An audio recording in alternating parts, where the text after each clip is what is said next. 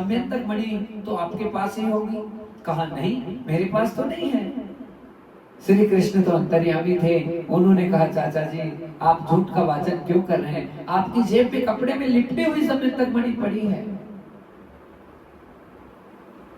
ये सारी लीला कहां पे हुई भक्तजनों? काशी में हुई।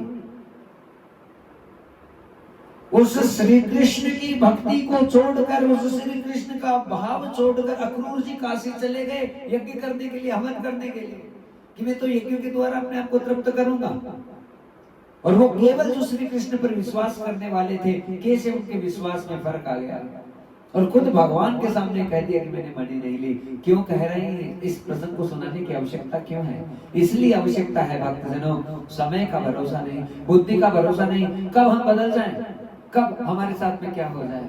लेकिन बहुत जरूरी है, वचन दिया सोचा नहीं और क्या होगा परिणाम, सोच समझ कर कीजिए और जीवन का हर काम।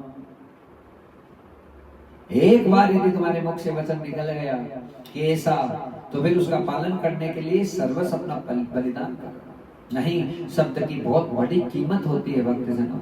हाँ, सत्यम वदामि च भवान किलांतरात्मा। हाँ, केवल सत्य बोलना ही ये भगवान का कार्य है।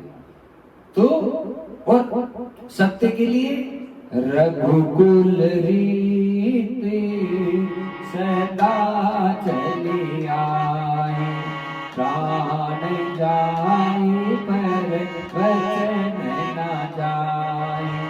रघुकुल रीति सदा चली आए, रघुकुल रीति सदा चली आए, प्राण जाए पर वचन न जाए, प्राण जाए पर वचन न जाए।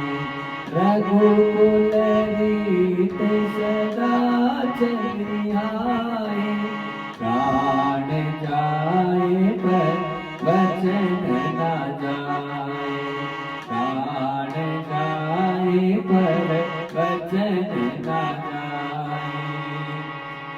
ये निभाने वाले कौन थे? ये राजा दशरथ थे।